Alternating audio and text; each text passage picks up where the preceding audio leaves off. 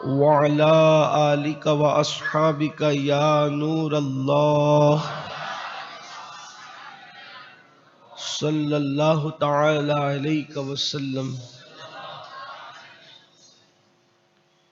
سید سجاد کے صدقے میں ساجد رکھ ہمیں، سید سجاد کے صدقے میں ساجد رکھ ہمیں، علم حق دے باقر علم الہدا کے واسطے، علم حق دے باقر علم الہدا کے واسطے۔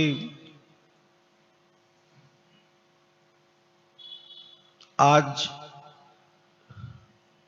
شب شہادت امام الائمہ بیمار کربلا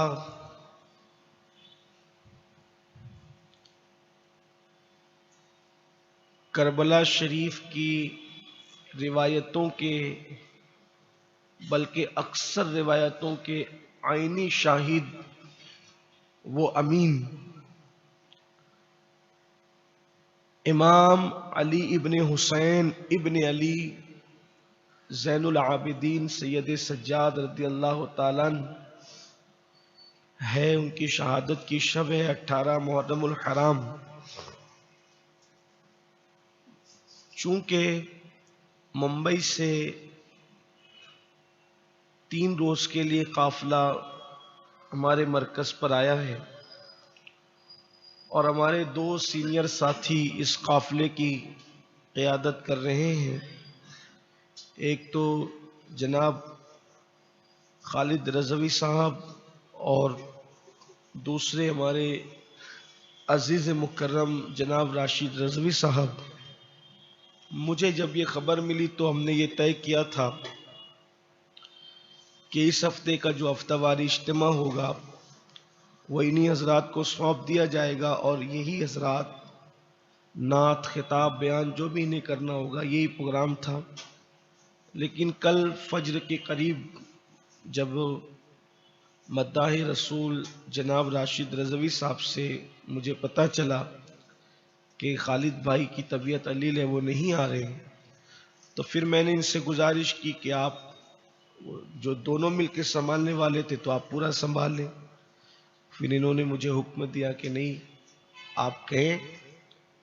پھر میں نے یہ سوچ کر کہ بڑی مبارک شب ہے آج کی، امام زین العابدین امام حسین کے حقیقی جانشین اول، آج ان کی شہادت کی شب ہے۔ یہ شب ہمارے لیے کوئی معمولی شب اور رات نہیں ہے، بڑی عظیم شب ہے، یہ بڑی عظیم رات ہے۔ تو آج میں یہ چاہوں گا آپ کے سامنے کہ مولا زین العابدین پاک کی زندگی کے کچھ گوشے جو عام طور پر کربلا کے بیان میں رہ جاتے ہیں، اس کی وجہ یہ ہے کہ کربلا میں مکمل دکھ سہنے کے، صبر کے، تکلیف کے جو مراحل آپ نے برداشت کیے ہیں، لیکن صرف آپ میدان کربلا میں لڑنے نہیں گئے، اس وجہ سے آپ کی شخصیت جو کربلا کے اندر ابھر کر سامنے آنی چاہیے وہ نہیں آ پاتی۔ حالانکہ دکھ سہنے میں زین العابدین نے بھی کسی سے کوئی کمی نہیں کی ہے، سارے دکھ، ساری تکلیفیں، ساری مشکلات انہوں نے برداشت کی ہیں، بلکہ امام پاک کی شہادت کے بعد جو دکھ امام زین العابدین نے برداشت کیے وہ اور شہزادوں کو نصیب نہیں ہوا۔ اس اعتبار سے آپ کی شخصیت بہت بلند بالا ہے۔ اور پھر امام زین العابدین چونکہ چوتھے امام ائمہ اہل بیت میں سے، پھر ان کے بعد جتنے امام ہوئے ہیں حضرت امام حسن عسکری تک، وہ سب کے سب امام زین العابدین کی اولاد میں سے ہوئے ہیں۔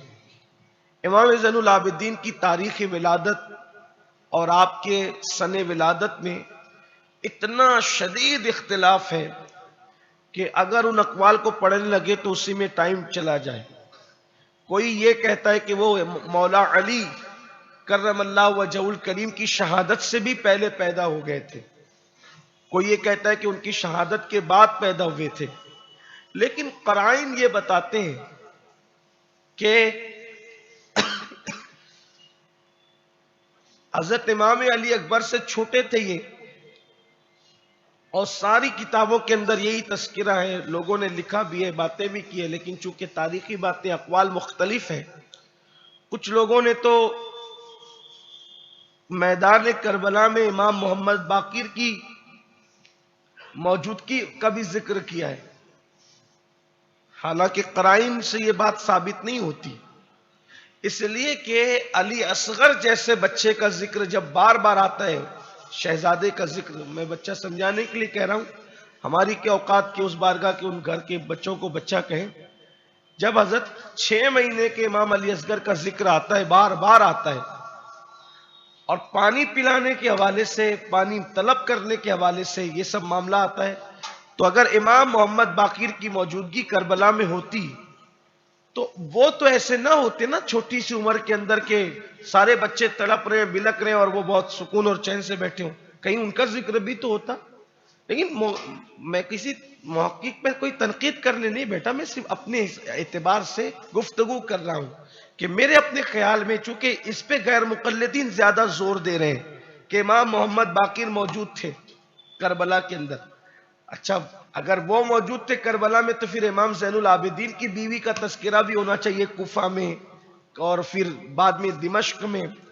ایک اور بات، امام زین العابدین کی عمر حضرت علی اکبر سے چھوٹی تھی، تو میرے اپنے ناقص خیال میں اس کے شواہد مجھے بار بار واقعات کربلا میں ملتے، جیسے مثال کے طور پر کہ جب کوفہ میں یہ قافلہ گیا تو اس وقت ابن زیاد نے کہا یہ کنارے پر بیٹھی ہوئی عورت کون ہے، تھوڑا آپ کو سمجھاؤں تاکہ بات سمجھ میں آئے، یہ عورت کون ہے؟ اس وقت تو پھٹے پرانے کپڑے پر ایک خاتون تھی نورانی چہرے والی، تو پوچھا یہ کون ہے، کنارے کی طرف بیٹھی ہے، تو کہا کہ یہ حسین کی بہن ہے زینب بنت علی،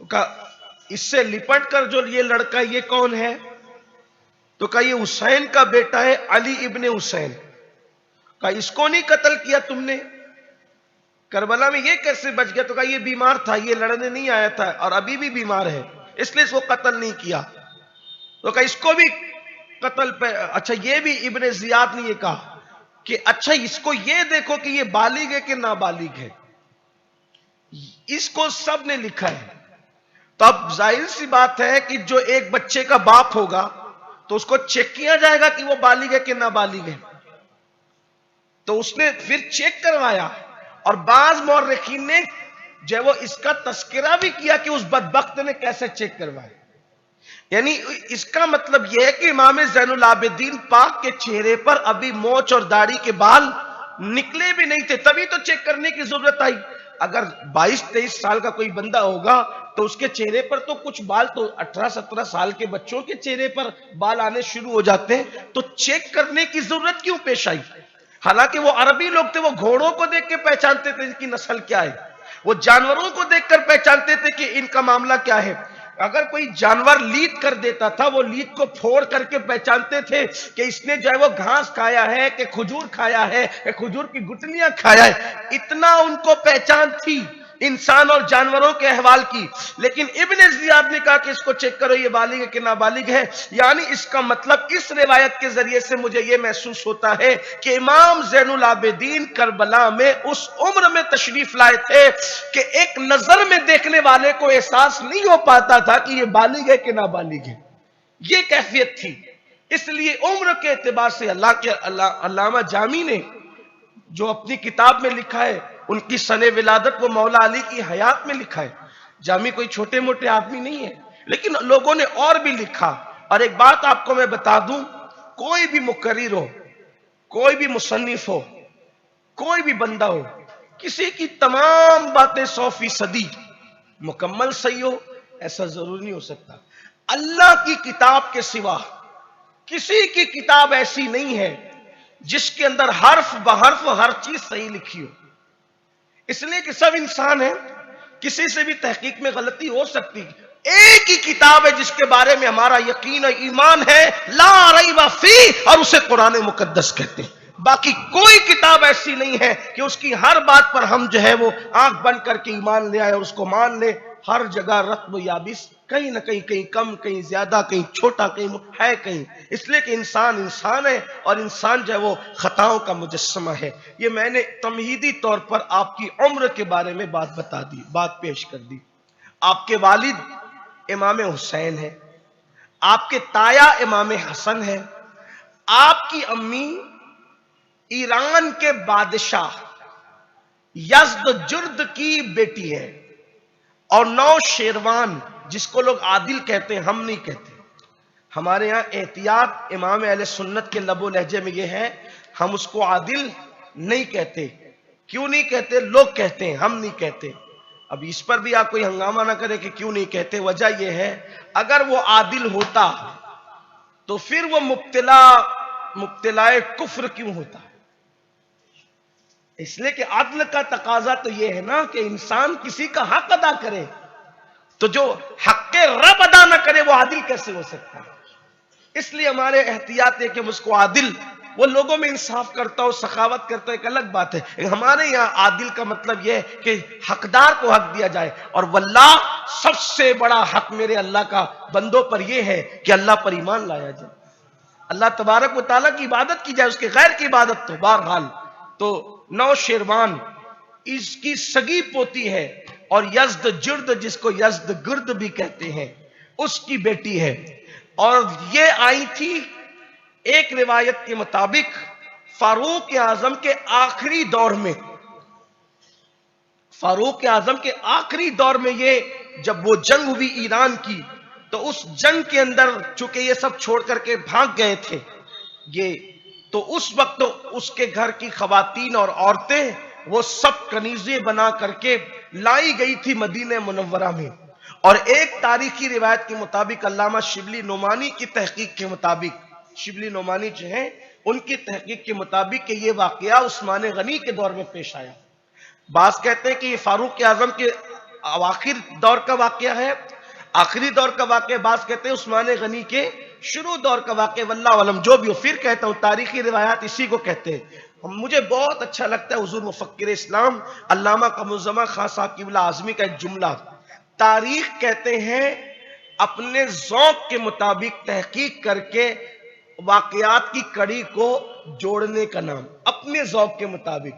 ہر مورخ جو واقعات کی کڑی جوڑتا ہے وہ اپنے ذوق کے مطابق جوڑتا ہے، ٹھیک؟ اسی لیے پھر تاریخ پر گویا کہ ایک جانبداری کا بھی الزام لگتا ہے۔ اس لیے تاریخ کی ہر بات بھی ہم جو ہے وہ آنکھ بند کر کے نہیں مان سکتے۔ حدیث ہے، اور حدیث کی سند صحیح ہے یا حسن ہے، یا حسن لغیرہ ہی ہے، یا حسن لذاتہ ہی ہے، یہ بھی جو قسمیں ہیں، تو ہمارے ائمہ نے جن سند اور متن پر اعتماد کیا ہم اس کو مانتے ہیں۔ پھر اس کے بعد اس کو بھی ماننا ایک جیسا نہیں ہوتا۔ جس طریقے سے حدیث صحیح پر اعتماد ہوتا ہے، ویسے شاذ پر یا اگر کوئی خبر واحد ہو مانتے تو ہیں، لیکن اس کے ماننے کے معاملے میں بھی علماء نے تفصیل بیان کی ہے۔ جیسے حدیث متواتر کوئی چلی آ رہی ہے، اگر کوئی اس کا انکار کر دے تو پھر حدیث متواتر کے منکر کا حال یہ ہوتا ہے کہ اس کا ایمان معتبر نہیں رہ جاتا۔ وہ منکر حدیث اگر متواتر حدیث اس کو کہتے ہیں کہ ہر دور میں اس کے بیان کرنے والوں کی تعداد ایک کثیر تعداد رہی ہو اور اس پر اختلاف نہ رہا ہو، تواتر کے ساتھ وہ بات چلی آئی ہو، تو ایسی روایتیں جو ہے اس کا انکار کبھی نہیں کیا جا سکتا۔ بات کی دوسری روایتوں میں تفصیل ہے، میں حدیث کا درس دینے اس وقت نہیں بیٹھا آپ کو، میں بات بہت دور نہ نکلے اس لیے جلدی سے، کیونکہ وقت بھی بہت مختصر رہ گیا ہے، تو عرض یہ کر رہا تھا کہ آپ فاروق اعظم کے آخری دور میں یا عثمان غنی کے اولین دور میں آپ تشریف لائیں، یزدجرد کی بیٹی اور نو شیروان کی پوتی، اس حالت میں کہ ان کے ساتھ ان کی اور بھی کنیزیں تھی، اور بھی بہنیں تھی، اور بھی سہیلیاں تھی، اور بھی عورتیں تھی، اور جب وہ آئی ہیں تو آ کر کے ان کو مسجد نبوی کے صحن میں بٹھایا گیا، تو ساری لڑکیاں اور عورتیں سر جھکا کر کے چپ چاپ ڈری سہمی کانپ رہی تھی، بیٹھی تھی، لیکن یہ جو تھی یہ نہیں کانپ رہی تھی، یہ شہزادی جس کا نام ہے شہر جان، کیا نام ہے ان کا؟ اصل نام ہے شہر جان، کیونکہ یہ فارسی لوگ تھے، ایرانی النسل تھے، بہت حسین تھی، بادشاہ کی بیٹی تھی، بادشاہ کی پوتی تھی، خاندان بادشاہوں کا تھا، تو ان کا نام تھا شہر جان ایک روایت کے مطابق۔ اب یہ چپ نہیں بیٹھی تھی، یہ غصے میں تھی۔ غیروں کا ماحول، ایران کا دربار نہیں ہے، غیروں کا ماحول ہے، اور یہاں وہ چپ چاپ نہیں بیٹھی ہے بلکہ غصے میں اور کچھ بول رہی ہے اپنی ایرانی زبان میں۔ تو فاروق اعظم کی نظر جب پڑی تو آپ چونکہ انسان پہچاننے والے لوگ انسان پہچان لیتے ہیں، تو انسان آپ نے فرمایا یہ کون ہے یہ، اور وہ پوری لدی ہوئی تھی زیورات کے اندر۔ دیکھو یہ بھی مسلمانوں کی کیا دیانتداری تھی، وہ صحابہ کا کیا کردار تھا کہ جو جس حالت میں پایا گیا اس کو اسی حالت میں لایا، ان کو نوچ ناچ نہیں کیا، ان کے دوپٹے نہیں چھینے، ان کے زیورات راستے میں نہیں چھینے، جو جیسا تھا باعزت اس کو ویسے ہی لایا گیا۔ سیدہ حضرت شہرجان جو تھی تو ان کے بارے میں پوچھا یہ لڑکی کون ہے، چھوٹی عمر تھی ان کی، یہ لڑکی کون ہے، یہ غصے میں کیوں ہے؟ تو ترجمان کو بلایا جو وہ زبان جانتا تھا ایران کی، کا یہ کہتی کیا ہے؟ کہ یہ اپنے باپ داداؤں کو کوس رہی ہے کہ ان نامردوں میں اگر طاقت نہیں تھی تو مسلمانوں سے لڑے کیوں، اور لڑنا تھا تو ڈٹ کر لڑتے، مر جاتے، بھاگے کیوں بھاگے؟ وہ بھاگے ہم بیٹیوں نے، بادشاہ کی بیٹیوں نے کبھی محل چھوڑ کر کے آنگن نہیں دیکھا، مسلمانوں کے ہاتھوں انہوں نے ہمیں ذلیل کر دیا، ہمیں کنیز بنا دیا، اور ان کے اندر لڑنے کی طاقت نہیں تھی تو یہ لڑے کیوں؟ اس طرح کی بات کہ تو فاروق اعظم نے کہی تو بڑی بہادر ہے، یہ بہت بہادر ہے۔ جب کہا نا یہ بہت بہادر ہے تو لوگوں نے کہا امیر المومنین ایسی بہادر لڑکی تو آپ کے نکاح میں ہونا چاہیے، اس سے آپ نکاح فرمائیں۔ فاروق اعظم نے کہا نہیں، تقاضا انصاف یہ ہے، انصاف کا تقاضا ہے، جیسے خاندان کی بیٹی ہے ایسے ہی خاندان کی بہو بننا چاہیے، ظاہر کے اعتبار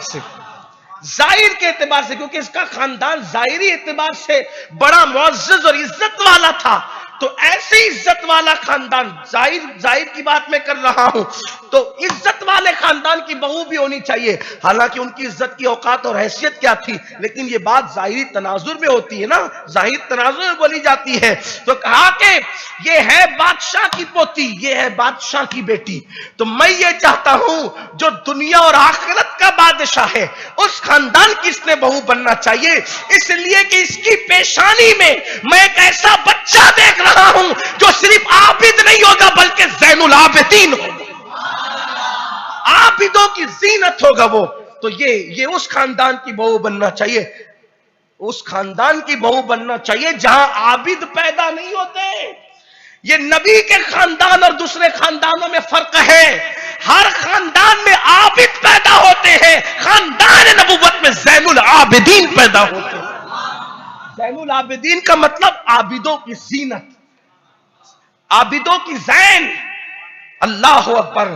اور پھر جب آپ کا تو کہا کہ کس کے ساتھ کریں گے، تو کہا اور کون ہے، حسین ابن علی کو بلاؤ۔ اس وقت مولا حسین وہاں موجود نہیں تھے، تو مولا حسین پاک، مولا علی تو وہیں موجود تھے۔ جب امام حسین آئے تو کہا یہ کنیز آپ کو دی جاتی ہے۔ امام نے ان کو آزاد کیا، اور آزاد قربان نبی کے خاندان کی فضیلت پر کنیز بنا کر گویا دیا گیا۔ میرے مولا نے انہیں آزاد کیا اور آزاد کر کے ان سے نکاح کیا، اور نکاح کر کے ان کو ام الائمہ بنا دیا۔ یہ نبی کے خاندان کی شان ہے، 2 مرتبہ بیوہ ہونے والی کو میرے نبی نے ام المومنین بنایا، اور یزد و جرد کی بیٹی کو میرے امام حسین نے ام الائمہ بنایا۔ ام الائمہ کا مطلب سمجھتے ہیں، اماموں کی ماں۔ اس کی وجہ یہ ہے کہ زین العابدین بھی امام، ائمہ اہل بیت میں سے امام، محمد باقر بھی امام، جعفر صادق بھی امام، موسیٰ کاظم بھی امام، علی رضا بھی امام، جناب تقی بھی امام، جناب نقی بھی امام، حسن عسکری بھی امام۔ یہ تو ائمہ اہل بیت ہوئے، اور رہی بات امامت کی تو نبی کا پورا خاندان ہی امام ہے۔ غوث اعظم بھی امام، غریب نواز بھی امام، برکت اللہ شاہ بھی امام، سرکار بادشاہ بھی امام، مخدوم اشرف جہانگیر سمنانی بھی امام، حضرت بندہ نواز کے سودراس بھی امام۔ بولو یہ لوگ یہ کہتے ہیں کہ نہیں کہ شہر بانو نہیں ہے، وہ ہماری دادی ہے۔ ام الائمہ بنایا ہے ان کو، ائمہ کی ماں بنایا ہے ان کو، یہ ہے امام علی مقام۔ لوگ کہتے ہیں نبی کے خاندان سے ملتا کیا؟ میں نے کہا یزد و جرد کی بیٹی ام الائمہ بن جاتی ہے، اور کوئی بیٹی یہ شان پا سکتی؟ ایک اور بھی بہن تھی، ایک اور بھی بہن تھی، وہ حضرت محمد ابن ابو بکر کے نکاح میں گئی، وہاں بھی تو شان ہے نا، صدیق اکبر کے بیٹے ہیں، وہ صحابی ابن صحابی ہے، ان کے تو دادا بھی صحابی ہیں، ان کے تو بیٹے اور بھتیجے بھی صحابی ہیں۔ صدیق اکبر کا چار پشتے صحابی ہیں، ابا، خود، بیٹے، پوتے، وہ 4 خاندان۔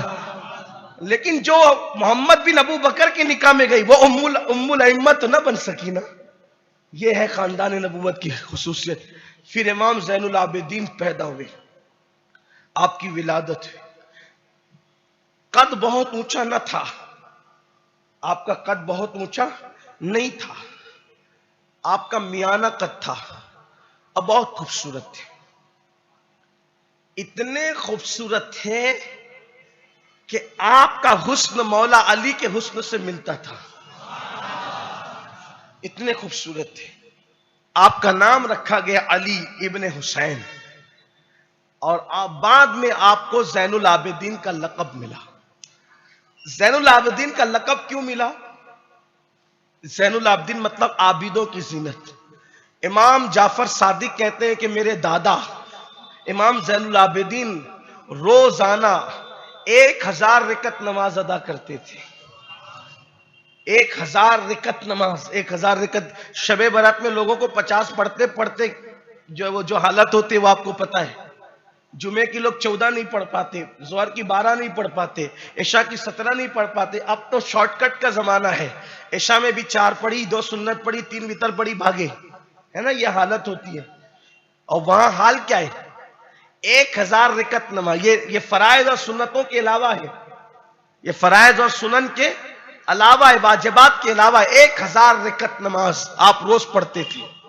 اور آپ تھے بہت دھیرے سے کلام کرنے والے، گفتگو کربلا کے بعد بہت نارمل کرتے تھے، بلکہ کربلا کے بعد تو زیادہ بات کرتے بھی نہیں تھے۔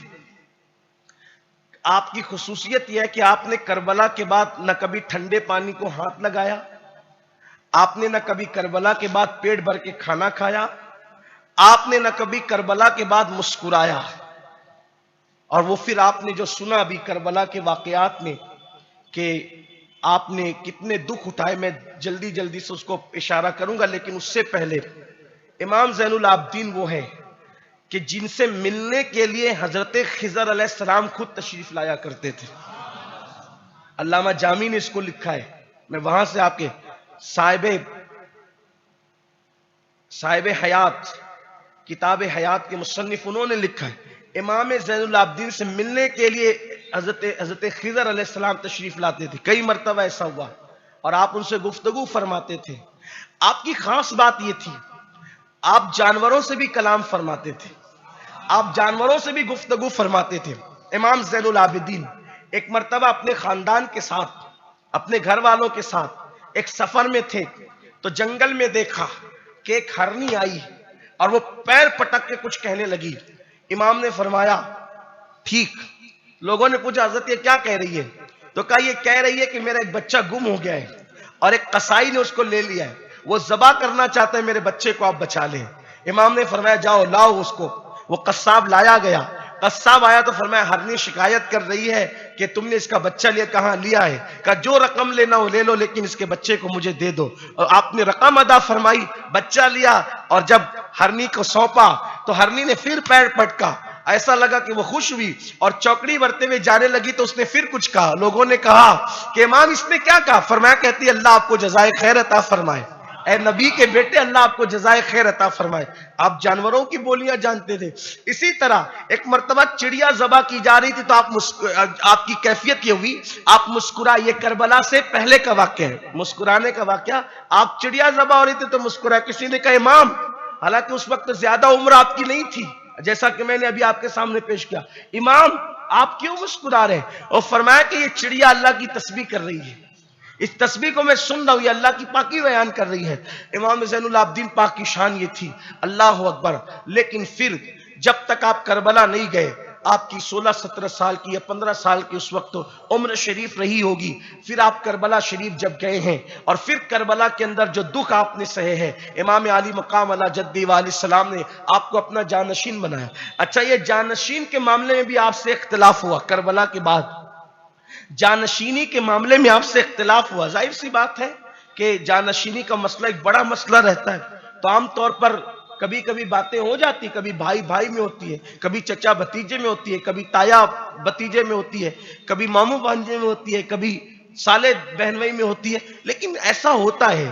ہوا یہ کہ جب امام زین العابدین کربلا سے واپس پہنچے، واپس پہنچنے کے بعد حضرت محمد بن حنفیہ، یہ محمد بن حنفیہ آپ کے چچا ہوتے ہیں، مولائے کائنات کی اولادوں میں امامین کریمین حسنین کریمین کے بعد سب سے بڑی عمر انہی کی تھی، محمد بن حنفیہ کی. ان کی والدہ کا نام جو ہے وہ حنفیہ تھا، اس وجہ سے آپ کو محمد بن حنفیہ کہا گیا ہے. حالانکہ یہ مولا علی کے بیٹے ہیں اور یہ وہ کوئی چھوٹی موٹی ہستی نہیں ہے، بڑے بڑے اولیاء ان کی اولاد میں سے، محمد بن حنفیہ کی اولاد میں سے بہت بڑے بڑے اولیاء جو علوی سادات ہیں بہت زیادہ ان کی اولاد میں سے ہے. حضرت محمد بن حنفیہ نے کہا، دیکھو زین العابدین تم عمر میں چھوٹے ہو، تمہاری عمر کم ہے، اس لیے میں حسین کا جانشین میں ہوں اور امام وقت میں ہوں. آپ نے فرمایا آپ شوق سے بنے امام وقت، آپ شوق سے بنے جانشین، لیکن میں اتنا کہہ دیتا ہوں کہ امام حسین نے کربلا میں جانشین اپنا مجھے بنایا ہے. اب اگر آپ جانشین ہیں تو چلو کسی حاکم سے فیصلہ کروا لیتے ہیں، کوئی حاکم ہمارا فیصلہ کرے. تو آپ کو حیرت ہوئی، علی پاک کے وہ بھی بیٹے تھے، یہ پوتے ہیں لیکن وہ بیٹے تھے. یاد رکھیے مولا علی کی جو دوسری بیویوں سے اولاد ہیں وہ سب شان والے ہیں، لیکن جو سیدہ فاطمہ کی نسل ہے اس کے برابر کوئی نہیں ہو سکتا، کیونکہ یہ سیدہ فاطمہ کی خصوصیات میں سے ہے. یہ سیدہ فاطمہ کی خصوصیات میں سے ہے کہ رسول اللہ نے فاطمۃ الزہرا اور مولا علی سے جو اولاد پیدا ہوئی ہے اس کو اپنی اولاد قرار دیا ہے. یہ خاص بات ہے. اس لیے وہ لوگ جو علوی ہیں اور وہ لوگ جو فاطمی سادات ہیں تو درجے میں دونوں برابر نہیں، بلکہ خاندان نبوت میں سب سے افضل ترین مرتبہ کسی کا ہے تو وہ بی بی زہرا پاک کی اولاد پاک کا ہے. اور سادات یہ کہلاتے ہیں، آل نبی آل پیغمبر یہ کہلاتے ہیں، حالانکہ وہ بھی سادات ہیں لیکن انہیں علوی سادات کہا جاتا ہے، وہ بھی سراخوں پر ہے. کوئی غلط مطلب نہیں لینا میرے بھائی، سب شان والے لوگ ہیں، لیکن آل فاطمہ جو مولا علی کے ذریعے سے آل فاطمہ ہیں پھر ان کی شان الگ ہے. سادات ان کے لیے ایک خاص ہندوستان کا عرف ہے. تو عرض یہ کر رہا تھا کہ محمد بن حنفیہ سے کہا کہ چلو کسی حاکم سے فیصلہ کروا لیتے، مشورہ کر لیتے. تو آپ نے کہا ہم لوگوں کا فیصلہ، نبی کے گھر والوں کا فیصلہ کون کرے گا؟ تو کہا اس وقت ہم مکہ المکرمہ میں ہیں، مکہ شریف میں ہیں، چلو حجر اسود سے فیصلہ کراتے. امام زین العابدین نے فرمایا ہم حجر اسود سے فیصلہ کرائیں گے. تو کہا اچھا حجر اسود فیصلہ کریں. اب ظاہر سی بات ہے آپ کا کوئی جھگڑا ہو جائے اور آپ میں سے کوئی کہے چلو مسجد یا رسول اللہ کا ممبر فیصلہ کرے گا، تو آپ کہیں گے نا یار یہ ممبر کوئی بولتا ہے، محراب فیصلہ کرے گا، محراب کوئی بولتا ہے. لیکن امام زین العابدین نے کہا کہ چلے چچا، اگر آپ امام وقت ہیں، آپ جانشین ہیں، تو آپ چلے حجر اسود سے فیصلہ کرائیں. جب دونوں گئے حجر اسود کے سامنے کھڑے ہوئے تو آپ نے کہا بولیے، آپ جو ہے وہ بولیے، یہ بتائے گا آپ کیا ہیں. تو آپ نے کہا میں امام وقت اور جانشین ہوں. کوئی آواز نہیں آئی، حجر چپ رہا. اس کے بعد پھر امام زین العابدین نے کہا اے حجر تو گواہی دے، بول میں جانشین حسین ہوں کہ نہیں، میں جانشین حسین ہوں کہ نہیں، میں امام وقت ہوں کہ نہیں. جیسے یہ جملے آپ کی زبان سے نکلنا تھے، مورخین لکھتے ہیں حجر اسود پر جو ہے گویا کہ ایک کیفیت طاری ہوئی، زلزلے کی کیفیت. ایسا لگتا تھا جیسے حجر نکل کر کے زمین پر آ جائے گا، اور حجر سے آواز آئی میں گواہی دیتا ہوں کہ علی ابن حسین وقت کا امام اور جانشین حسین ہے. یہ لوگوں نے اپنے کانوں سے سنا. یہ امام زین العابدین ہے، بڑی کرامتیں آپ کی ہے. لیکن بات ختم کرتے ہوئے عرض کروں کہ آپ نے کربلا میں وہ دکھ سہے، آپ کے گلے میں توق ڈالا گیا، آپ کے ہاتھوں میں ہتکڑیاں ڈالی گئی. یہ بھی آپ کو بتا دوں کہ وہ ہتکڑی آخری مرتبہ نہیں تھی، پہلی اور آخری مرتبہ. زندگی میں کئی بار آپ کے ہاتھوں میں ہتکڑیاں گئی، کئی بار آپ کے پیروں میں بیڑیاں گئی، امام ابن شہاب زہری کہتے ہیں کہ میں نے زیارت کی امام حسین کی، زیارت کی میں نے علی ابن حسین کی زین العابدین کی زیارت کی، کہا ان کے دور میں ان جیسا خوبصورت کسی کو نہیں دیکھا، ان جیسا عالم کسی کو نہیں دیکھا، ان جیسا متقی پرہیزگار کسی کو نہیں دیکھا، ان جیسا عبادت گزار کسی کو نہیں دیکھا۔ جب میں ان سے ملنے گیا، امام ابن شہاب زہری آپ کے شاگرد بھی ہے، بہت محبت کرتے تھے آپ سے، کہا جب میں ان سے ملنے گیا تو وہ خیمے میں تھے، لیکن اس حالت میں تھے کہ آپ کے ہاتھوں میں ہتکڑیاں تھیں۔ یہ کربلا کے بعد کی بات ہے۔ دیکھو کربلا کے بعد کی بات کا مطلب یزید کا دور، یزید کے دور کے بعد اس کے بیٹے کا 1 مہینے کا دور، اور اس کے بعد مروان کا دور، مروان کے بعد عبد الملک ابن مروان کا دور۔ تو یہ عبد الملک کے دور کی بات ہے۔ لوگ بہت بولتے ہیں یہ اموی خلفاء، یہ کیا وہ کیا یہ کیا۔ کہے کہ خلیفہ، خلافت راشدہ تو ختم ہو گئی تھی، تو خلافت کیسے آئی؟ جب ہم لوگ کہتے تو لوگ کہتے دیکھو یہ لوگ دشمن ہیں۔ ہم دشمن کیا ہیں؟ ہم دشمن کیا ہیں؟ جن کی خلافتوں کے ڈنکے تم بجا رہے ہو نا، رسول اللہ نے خواب میں دیکھ کر کے تشویش کا اظہار کیا تھا۔ حضور علیہ السلام نے فرمایا کہ میرے منبر پہ میں نے بندروں کو اچھلتے کودتے دیکھا، اور اس کی تعبیر یہ فرمائی کہ یہ بنو امیہ کے لڑکے، یہی یزید، مروان، عبد الملک بن مروان، سلیمان ابن عبد الملک، یہ بدبخت، یہ پلید لوگ نبی کے منبر پہ بیٹھ کے اس کی عظمت کو پامال کریں۔ پتہ ہے کیا ہوتا تھا؟ حضور کے منبر پہ بیٹھ کے وہ گوشت کھاتے تھے۔ حضور کے منبر پہ بیٹھ کے، تاریخ میں اٹھا کے آپ پڑھیں، لوگ کہتے ہیں تاریخی حوالے قابل قبول نہیں، میں کہتا ہوں جو عقیدہ اہل سنت سے ٹکرائے وہ قابل قبول نہیں ہے، لیکن اہل سنت کا عقیدہ سے اگر وہ نہیں ٹکراتے ہیں، کسی صحابی کی توہین نہیں ہے اس میں، کسی کی حد تک نہیں، اور حقیقتیں باتیں ہیں، تو ماننے میں جاتا کیا؟ آخر کب تک ان کی وکالت کرتے رہو گے؟ ان کے وجود پر خون حسین کا ایسا دھبا لگا ہے کہ قیامت تک کوئی دھل نہیں سکتا، جو دھلنے جائے گا وہ گندگی میں پھنسے گا۔ آج کل لوگوں کو بڑا شوق ہے اموی بننے کا۔ لوگ کہتے ہیں 3 دن کی جنگ تھی حسین کی، یہ سنی لوگ اتنا بڑا چڑھا کے کیوں پیش کرتے ہیں؟ سنی کیا بڑا چڑھا کے پیش کرتے ہیں؟ تمہارے باپ ابن کثیر نے لکھا، اس کو تو پڑھو کم سے کم۔ ابن کثیر ابن تیمیہ کا شاگرد ہے، اس کی پڑھ لو نا، ہماری مذاق کیوں اڑاتے ہو؟ اس کو دیکھو اس نے کیا لکھا ہے۔ کہا یزید اتنا برا نہیں تھا، میں نے کہا جتنا تھا اتنا تو بولو، اتنا نہیں تھا نا، جتنا تھا اتنا تو بولو۔ کہا مروان جتنا تھا اتنا تو بولو۔ کیا یہ بات احادیث و تاریخ سے ثابت نہیں کہ مروان کا باپ جب بھی رسول اللہ کے دربار میں آیا حضور نے کبھی اس کو اچھی نظر سے نہیں دیکھا؟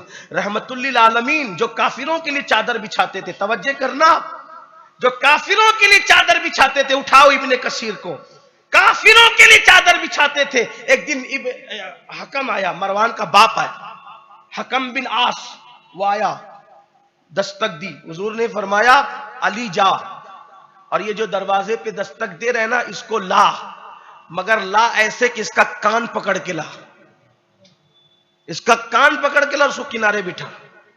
یہ تھا اس کا باپ، مروان کا باپ، جس کے ساتھ رحمت للعالمین یہ سلوک کرتے تھے تاکہ لوگ پہچان لیں کس کمینی قوم کا نام ہے، کتنے گندے لوگوں کا نام ہے۔ اسی پہ بس نہیں کیا، پھر حضور نے اس کو شہر بدر کر دیا، حکم کو شہر بدر کیا، اس پہ لعنت فرمائی۔ ام المومنین سیدہ عائشہ اس کی راویہ ہیں، فرمایا حکم پر اور اس کی اولاد پر اللہ کے رسول نے لعنت کی ہے۔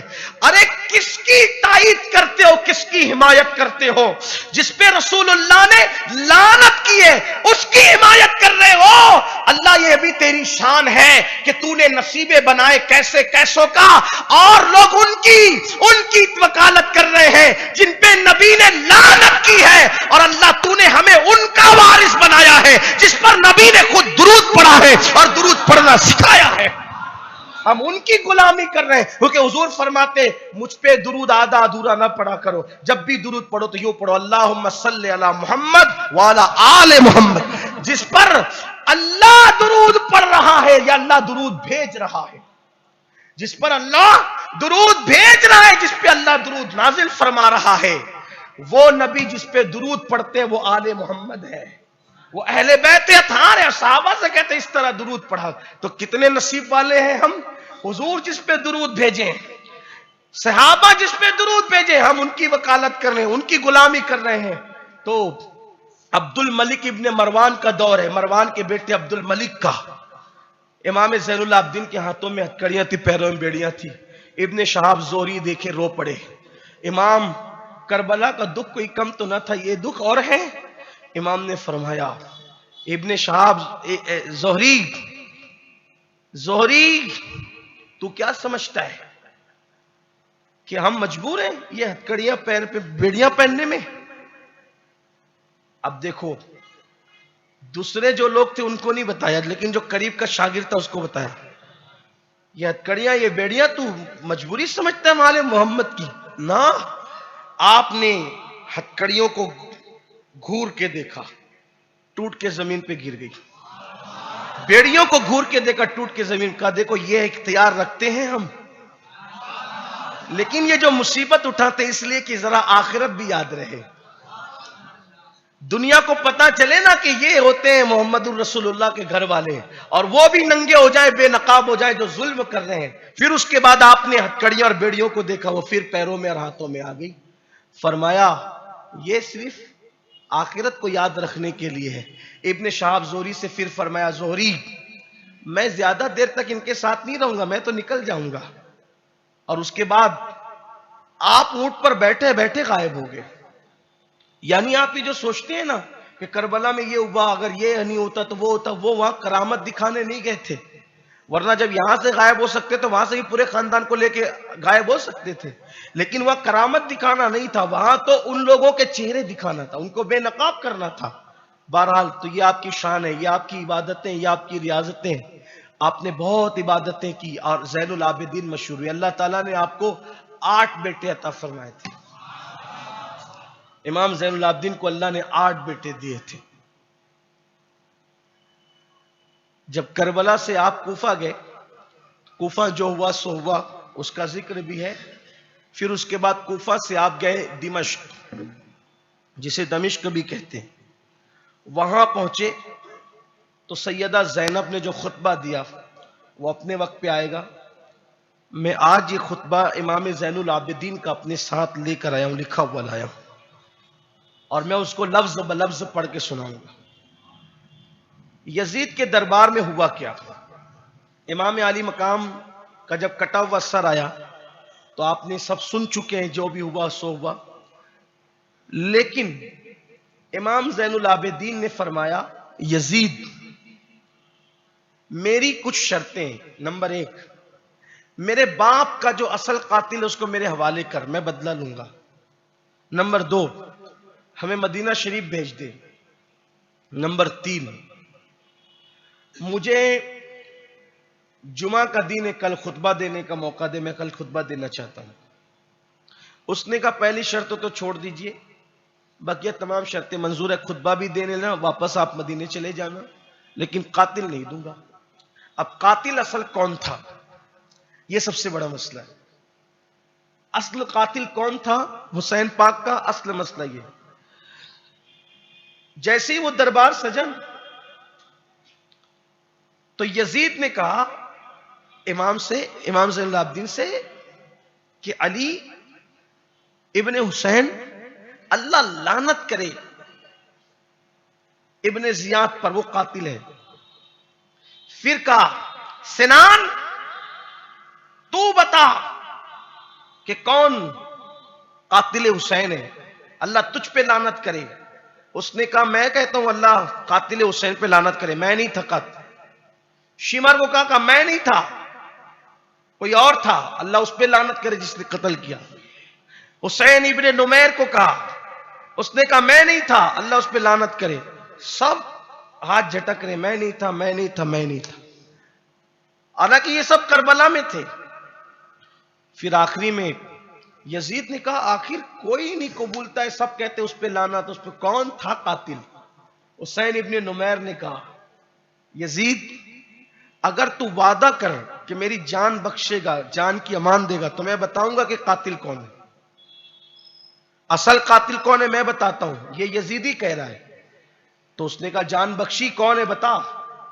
کہا اصل قاتل وہ تھا جس نے پیسے دیے، اصل قاتل وہ تھا جس نے فوج دی، اصل قاتل وہ تھا جس نے خطوط لکھے تھے ابن زیاد کو، اصل قاتل وہ تھا گویا کہ جس نے منصوبے بنائے تھے قتل کے، اصل قاتل وہ تھا کربلا میں روکنے کا پلان جس نے تیار کیا تھا، اصل قاتل وہ تھا جس نے نبی کے گھر والوں میں پانی بند کرنے کا حکم دیا تھا اور پیاسا شہید کرنے کا وہ کیا تھا۔ تو یزید وہ بے چین ہوتا رہا، چونکہ دربار سجا تھا، شامی موجود تھے، کون تھا کون تھا کون تھا؟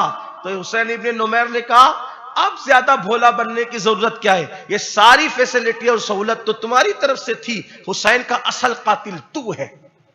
غصے میں آیا، اٹھ کر کے چلا گیا۔ یہ کون کہہ رہا ہے؟ یزیدی جو کربلا کے میدان میں تھے، انہوں نے بتایا کہ اصل مجرم کون ہے۔ اور خاص بات یہ کہ یزید انکار نہ کر سکا کہ میں نے ایسا نہیں کیا، بلکہ یزید وہاں سے غصے میں اٹھ کر کے چلا گیا۔ اس سے پتا چلتا ہے نا کہ مجرم کس طریقے سے جرم کو قبول کر رہا ہے۔ تو بہرحال جمعہ کا دن آیا، مسجد جب لوگوں کو یہ بات، چونکہ بات کہتے ہیں دیواروں کو بھی کان ہوتے، تو بات تو پھیلتی ہے، اور وہ بات پھیل گئی کہ آج خطبہ حسین کے بیٹے علی ابن حسین دیں گے، زین العابدین دیں گے، زین العابدین دیں گے، زین العابدین خطبہ دیں گے، زین العبا خطبہ دیں گے۔ تو لوگ پہلے سے مسجد کے اندر آ گئے، بڑے بڑے عمرہ، بڑے بڑے لوگ شام کے، دمشق کے۔ اب جب یزید بعد میں آیا تو اس نے دیکھا کہ بھئی یہاں تو بات پھیل چکی، معاملہ کچھ اور ہے۔ اس نے کہا اپنے ایک چمچے سے کہ خطبہ تم دو۔ وہ ممبر پہ گیا اور ممبر پہ جانے کے بعد اس نے خطبہ پڑھا۔ علی اور اولاد علی پر اس نے برائیاں کی، گالیاں دی، بکواس کی۔ آپ نے فرمایا تو جھوٹا ہے۔ اس شامی خطیب سے کہا تو جھوٹا ہے، اور یزید سے کہا تو وعدہ خلاف ہے، تو نے نہیں وعدہ کیا تھا کہ خطبہ دینے کا موقع مجھے دے گا، اور اب تو نے دوسرے کو کھڑا کر دیا وقت پر۔ تو وہ پریشان ہوا کہ کریں کیا کرے، پوری مسجد میں ہنگامہ ہو گیا۔ ہم آج خطبہ علی ابن حسین سے سننا چاہتے ہیں، زین العابدین سے سننا چاہتے ہیں۔ اس کو اتارا گیا ممبر سے، امام زین العابدین خطبے کے لیے کھڑے ہوئے۔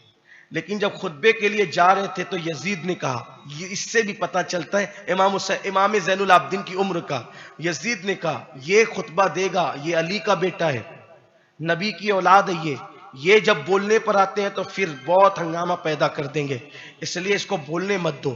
تو دوسرے نے کہا چپ رہو یزید، یہ کچھ زیادہ بول نہیں پائے گا کیونکہ یہ بچہ ہے، چھوٹی عمر کا ہے، واعظ و نصیحت کرے گا نیچے اتر آئے گا۔ اب یعنی بچہ ہے، یہ بھی بات کہی گئی، تاریخ میں ہے۔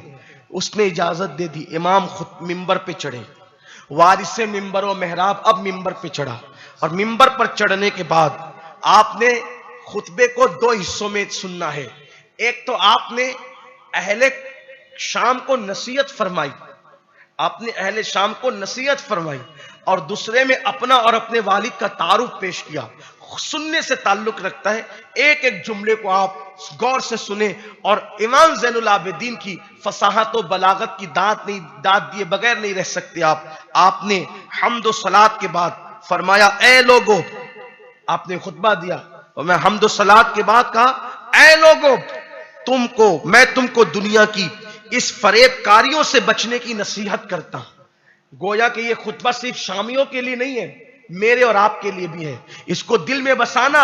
امام زین العابدین کہتے ہیں لوگوں، میں تمہیں نصیحت کرتا ہوں کہ تم دنیا اور اس کی فریب کاریوں سے بچو، کیونکہ یہ ایک زوال پذیر جگہ ہے جس کے لیے بقا نہیں، یعنی یہ دنیا ہمیشہ رہنے کی جگہ نہیں ہے۔ فرمایا گزشتہ قرون کو اس نے فنا کر دیا، یعنی پہلے کے جو ادوار تھے اس کو اس دنیا نے فنا کر دیا، حالانکہ گزشتہ ادوار کے لوگ تم سے زیادہ مالدار تھے، ان کی عمر تم سے زیادہ لمبی تھی، لیکن ان کے اجسام کو مٹی نے کھا لیا، اور پہلے سے ان کے حالات نہ رہے، پہلے جیسے حالات نہ رہے، دولت تھی، مال تھا، عزتیں تھی، عمر لمبی تھی، لیکن دنیا کی فریب کاریوں میں انہوں نے اللہ کو فراموش کیا۔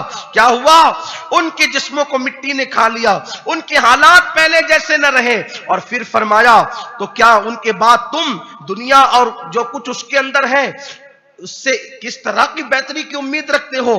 افسوس افسوس، خبردار، ہوشیار ہو جاؤ کہ مٹی میں مل جانا ہے، مٹی میں جذب ہو جانا ہے، تم دنیا کے اندر ڈوب کر کے اپنا کوئی بھلا نہیں کر رہے ہو، لہذا اپنی گزشتہ اور آئندہ باقی زندگی پر غور کرو اور اس میں نفسانی آرزوؤں سے فارغ ہونے اور مدت عمر کے اختتام سے پہلے نیک کام کرو جن کا آئندہ تمہیں اچھا صلہ ملے گا، کیونکہ ان بلند بالا محلات سے ان قریب تمہیں قبروں کی طرف لے جایا جائے گا۔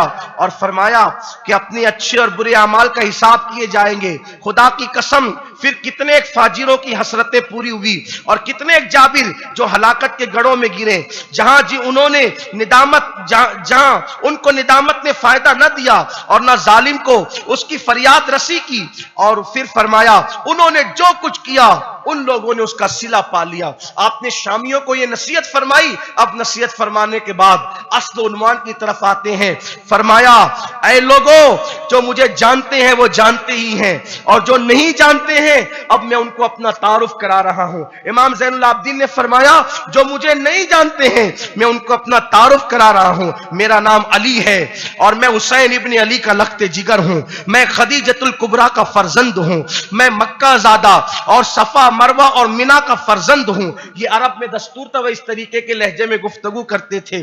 میں اس ذات قدسی صفات کا بیٹا ہوں۔ نواسا اپنے آپ کو بیٹا کہہ سکتا ہے، پوتا اپنے آپ کو بیٹا کہہ سکتا ہے، اس معنی میں میں اس ذات قدسی صفات کا بیٹا ہوں جس پر آسمان سے فرشتے درود و سلام نازل کرتے ہیں۔ میں اس کا بیٹا ہوں، میں اس کا بیٹا ہوں جس کی تعریف میں اللہ تبارک و تعالیٰ نے ان کے تقرب کی، ان کے قرب کی، ان کے انتہائی اللہ سے قریب ہونے کی شان اللہ تعالیٰ قرآن میں یوں بیان کرتا ہے، ثم دنا فتدلا فکان قاب قوسین او ادنا۔ میں اس کا بیٹا ہوں جو شفاعت کبریٰ کا مالک ہے، میں اس کا بیٹا ہوں جس کو قیامت کے دن علم دیا جائے گا، پرچم دیا جائے گا، میں اس صاحب دلائل و معجزات کا بیٹا ہوں، میں اس کا بیٹا ہوں جو کرامتوں اور قرآن کا، میں اس کا بیٹا ہوں جو کرامتوں اور قرآن وہ کرامتوں کا مالک ہے اور جس پر قرآن نازل کیا گیا، میں اس کا بیٹا ہوں جو سردار ہے جس کے لیے قیامت کے دن خاص مقام محمود کر دیا گیا ہے، میں اس صاحب سخاوت و عطا کا بیٹا ہوں، میں اس کا بیٹا ہوں جس کو نورانی تاج پہنایا گیا، میں اس کا بیٹا ہوں جسے براق پر بٹھایا گیا، میں اس کا بیٹا ہوں جو صفات و حکم اسماعیلی رکھنے والا تھا، میں اس کا بیٹا ہوں جو تعویل کرنے والا، میں اس کا بیٹا ہوں جو صدر ورود کا میں بیٹا ہوں، میں عابد و زاہد کا بیٹا ہوں، میں وعدہ وفا کرنے والے کا بیٹا ہوں، میں خدائے مالک و معبود کے سچے رسول برحق کا بیٹا ہوں، سچے رسول کا بیٹا ہوں، میں نیک لوگوں کے سردار کا بیٹا ہوں، میں اس کا بیٹا ہوں جس پر سورۃ البقرہ اتاری گئی، میں اس کا بیٹا ہوں جس کے لیے جنت کے دروازے کھولے جائیں گے، میں اس کا بیٹا ہوں جس کے لیے رضوان جنت مخصوص ہے، میں اس کا بیٹا ہوں۔ اب یہاں سے اپنے والد کا تذکرہ کرتے ہیں، میں اس کا بیٹا ہوں جو ظلم سے قتل کیا گیا، میں اس کا بیٹا ہوں جس کا سر ہتھیلیوں پر گھمایا گیا، جس کو نیزوں پہ اٹھایا گیا، میں اس کا بیٹا ہوں جس نے پیاس کی شدت میں جان دی ہے، میں اس کا بیٹا ہوں جو کربلا میں شہید ہوا ہے، میں اس کا بیٹا ہوں جو بانی کربلا ہے، میں اس کا بیٹا ہوں جس کا امامہ چھینا، جس کی چادر چھینی، میں اس کا بیٹا ہوں جس پر آسمان سے فرشتے روئے۔ اے لوگوں ہمیں خدا نے اچھی آزمائش سے امتحان کیا، اچھی آزمائش سے امتحان کیا، علم ہدایت عطا کیا، ہمیں ہمارے مخالفوں کو ضلالت کا جھنڈا پکڑایا اور ہمیں جملہ عالمین پر فضیلت عطا فرمائی، اور ہمیں وہ سب کچھ دیا جو اہل عالمین میں سے کسی کو نہیں دیا، اور ہمیں 5 اشیاء کے ساتھ خاص کیا، ہمیں 5 اشیاء کے ساتھ خاص کیا۔ نمبر 1 جو کہ ہمیں 5 اشیاء کے ساتھ خاص کیا جو مخلوق میں کسی کو نہیں دی گئی، وہ اہل بیت اطہار کو دی گئی، حلم، شجاعت، سخاوت، محبت خدا اور محبت رسول، اور ہمیں وہ سب کچھ دیا جو مخلوق میں سے کسی کو نہیں دیا۔ اللہ اکبر۔ اس کے بعد امام جعفر صادق کہتے ہیں یہ خطبہ امام زین العابدین دے رہے تھے اور شام کے لوگ دھاڑے مار مار کر کے رو رہے تھے، ایسا لگتا تھا کہ یزید کا کام بگڑ جائے گا، دھاڑے مار مار کر، چیخے مار مار کر پوری مسجد گونج رہی تھی رونے والوں کے رونے سے. یزید گھبرایا اس چیخ کو پکار میں سوچا کہ حالات خراب نہ ہو جائے. اس نے فوراً مؤذن کو کہا اے مؤذن اذان شروع کر. مؤذن نے اذان دینا شروع کیا. جیسے اس نے کہا اللہ اکبر اللہ اکبر, آپ چپ ہو گئے اذان کے احترام میں, اور آپ نے فرمایا اللہ اکبر فوق کل کبیر. آپ نے فرمایا. پھر مؤذن نے کہا اشہد ان لا الہ الا اللہ. آپ نے بھی کہا اشہد ان لا الہ الا اللہ. پھر مؤذن نے کہا اشہد ان محمد رسول اللہ. آپ نے, میں مؤذن تجھے اللہ و رسول کا واسطہ, رک جا اب تھوڑی دیر چپ ہو جا. پھر اس کے بعد کہا یزید بتا یا اشہد ان محمد رسول اللہ جو اذان میں پڑھا جا رہا ہے وہ تیرا دادا ہے کہ میرا دادا ہے؟ اگر تو کہے گا کہ زین العابدین کا دادا ہے تو تیری بات سچی ہے, اور اگر تو کہے گا کہ میرا دادا ہے تو ظاہر سی بات ہے سب لوگ جان لیں گے کہ تو جھوٹ بول رہا ہے. جب یہ بات آپ نے کہی تو اس وقت حالت یہ ہوئی کہ یزید کی کیفیت یہ تھی کہ اللہ اکبر, یزید کو جس کو کہتے ہیں کانٹوں سے خون نہیں, اور اس وقت جب یہ ہنگامہ اس نے دیکھا وہ بھی رو پڑا, اور ابن زیاد اور قاتلان حسین کو گالیاں دینے لگا وہ مسجدی کے اندر, یعنی کہ اس کو حالات لگے نا کہ بگڑتے ہوئے, تو پھر اس نے یہ کیا اور جلدی سے وہاں سے بھاگنے میں, نماز بھی نہیں پڑھا, وہاں سے بھاگنے میں اس نے عافیت جانی. یہ آپ کا خطبہ تھا جو اختصار کے ساتھ میں نے پیش کیا. کربلا کے بعد آپ پوری زندگی مدینہ منورہ میں رہے, کبھی کبھار کسی سفر میں گئے. عبد الملک ابن مروان, اس ظالم کو یہ لگا کہ دن بدن ان کی مقبولیت بڑھتی ہی جاتی. عبد الملک بن, ایک بار آپ حج پہ تھے, توجہ کرنا اس کے حسد کو دیکھو. آل پیغمبر کو مقبولیت اللہ نے دی اور ان کی محبت اللہ نے قرآن میں فرض کی. عبد الملک بھی حج پہ آیا تھا, مولا زین العابدین پاک بھی حج پہ آئے تھے. تو جب یہ آیا نا حجر اسود چومنے کے لیے, بھیڑ نے اس کو اتنے دھکے دیے کہ بغیر چومے ہوئے اس کو لوٹنا پڑا. اب بھیڑ میں دبا تھا تو ایک جگہ بیٹھا ہوا تھا مطاف میں کونے میں, ایسے میں خوبصورت جوان آیا. خدا کی دیکھو, اللہ جسے مقبولیت دے پھر وہ مقبولیت ہی ہوگی. یہ حضور کی آل کے ساتھ اللہ نے کرم فرمایا کہ لوگوں کے دلوں میں محبتیں ڈالی. تو جیسے ہی امام زین العابدین حرم میں آئے, مطاف میں قدم رکھا, تو جو لوگ ایک دوسرے کو دھکا دے رہے تھے, ابھی بھی آپ دیکھتے ہیں نا ماحول کیسا ہوتا ہے چومنے کے لیے, جو ایک دوسرے پہ گرے پڑے جا رہے تھے وہ فوراً ہٹتے چلے گئے اور 2 صفیں بنا لی. امام تشریف لائے. آپ کا حق ہے نا, آپ نہ چومیں گے تو کون چومے گا, کیونکہ حجر اسود کو جس نے عزت دلائی ہے وہ تو آپ کا نانا ہے, ورنہ یہ کب چوما جاتا, یہ کب چوما جاتا. بلکہ ہم عاشق تو اس لیے چومتے ہیں کہ محبوب کے لب جہاں رکھے ہیں ہم بھی رکھ کر کے اپنی نجات کا سامان کریں. باقی فضیلت حجر اسود کی اپنی جگہ, ہم تو لب مصطفیٰ ڈھونڈتے ہیں, ہم تو لب مصطفیٰ ڈھونڈتے ہیں اور زمزم میں قدم نبی تلاش کرتے ہیں. یہ حال ہے ہمارا, اس لیے کہ ہمارے امام کو جہاں گئے وہاں نبی یاد آئے. زمزم پہ گئے تو ان کو بے مانگے ملا, ان کو رگڑ کر ایڑیاں. صاحب کوثر کی ہمسر صاحب زمزم نے کعبہ دیکھا تو ہوتے کہاں, خلیل و بنا کعبہ و منا, لولاک والے صاحبی سب تیرے گھر کی ہے. کعبہ دیکھا مکہ دیکھا تو کہتے ہیں آسی بھی ہے چہیتے, یہ طیبہ ہے زاہدو, مکہ نہیں کہ جانچ جہاں خیر و شر کی ہے. اور مکے میں مکہ بھی بڑا عظیم ہے, لیکن کہتے کیا ہے, طیبہ نہ صحیح افضل, مکہ ہی بڑا زاہد. ہم عشق کے بندے ہیں کیوں بات بڑھائی. جاؤ, امام عشق و محبت کے غلام ہیں ہم لوگ, تو ہم تو یار کے قدم تلاش کرتے, یار کا کف پا تلاش کرتے.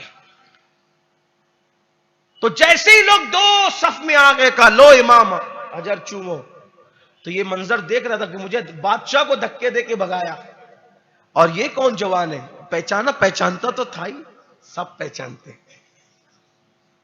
ہاں, یہ اور کہہ دے کہ آپ کون ہیں, اس لیے کہ پردے پڑے ہوئے نا, آپ کون ہیں, پردے پڑے ہوئے تعصب کے. تو کہنے لگا کون ہے یہ, کون ہے یہ کون ہے.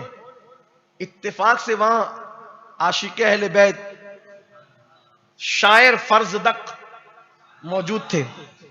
کہ بادشاہ اگر جان بخشی ہو تو بتاؤں یہ کون ہے. کہ یہ علی ابن حسین ابن علی ہے، یہ خاتم النبیین کا بیٹا ہے، جس کے گھر سے لوگوں کو خیرات ملتی ہے اس کا بیٹا ہے. ایسا ایسا ایسا بیان کیا. وقت ہوتا تو میں وہ پورا قصیدہ فرزدق کا پڑھتا، اس میں موجود ہے. فرزدق نے ایک ایک بات بتائی. اس کے بعد پتہ ہے کیا ہوا؟ عبد الملک کہنے لگا اب میری جان چھوڑ، بہت بول چکا تو، میری جان چھوڑ، میں مر نہ جاؤں یہ سن کر کے، بند کر. تو وہ چپ ہوا. فرزدق شاعر، یہ حال تھا، حسد تھا کہ یہ لوگوں کی مقبولیت اتنی، ہماری بادشاہت پھر سے نہ چلی جائے. تو امام زین العابدین کو زہر دے دیا گیا، اور زہر دیا ایک روایت کے مطابق 94 یا 95 ہجری میں، یعنی واقعہ کربلا کے ٹھیک 34 یا 35 سال کے بعد آپ نے عبد الملک بن مروان کے زہر کی وجہ سے مدینہ منورہ میں جام شہادت نوش فرمایا، اور آپ کو امام حسن مجتبیٰ کے پہلو میں دفن کیا گیا. جب آپ کو تختے پہ نہلانے کے لیے لٹایا گیا تو آپ کی پیٹھ پر بوریوں کا نشان تھا. لوگوں نے پوچھا کہ امام عالی مقام امام زین العابدین کوئی مزدور تو نہیں تھے نا، یہ تو مزدوروں کی پیٹھ پہ نشان ہوتے ہیں. تو اس وقت امام محمد باقر اور گھر والوں نے کہا تھا مدینے والوں، اب تک تم ڈھونڈتے تھے نا کہ مدینے والوں کا پورا اسرار خادم کون ہے، مدینے والوں کے گھر کے آنگن میں، غریبوں کے آنگن میں اناج کون رکھ جاتا ہے، ضرورت کی چیزیں کون رکھ جاتا ہے، وہ کوئی اور نہیں تھا، وہ یہی زین العابدین تھے. اللہ تعالیٰ ان کی خیرات ہمیں نصیب فرمائے. میرے امام نے کہا سید سجاد کے صدقے میں ساجد رکھ ہمیں، علم حق دے باقرے علم الہدا کے واسطے. اللہ تعالیٰ ہم سب پر کرم کی نظر فرمائے، اہل بیت کی نبی اور آل نبی کی سچی غلامی عطا فرمائے. دو جہاں میں خادم آل رسول اللہ کر، حضرت آل رسول مقتدا کے واسطے نور جانو، نور ایمان، نور قبر حشر دے، بل حسین احمدی، بل حسین احمد نوری لقا کے واسطے. اور صدقہ ان آیا کا دے، چھ عین از علم و عمل، عفو و عرفان عافیت ہم سب گدا کے واسطے. اللہ نبی اور آل نبی کی غلامی ہم سب پر سلامت رکھے. دوران گفتگو کوئی غلطی ہو، تاریخی روایات پڑھنے میں جو اچھی باتیں ہیں وہ سب اللہ رسول کی طرف سے، اگر تاریخی روایات بیان کرنے میں مجھ سے کوئی غلطی ہو گئی ہو اللہ تعالیٰ معاف کرے، میرے نفس کی شرارت ہے. سبحانک لا علم لنا الا ما علمتنا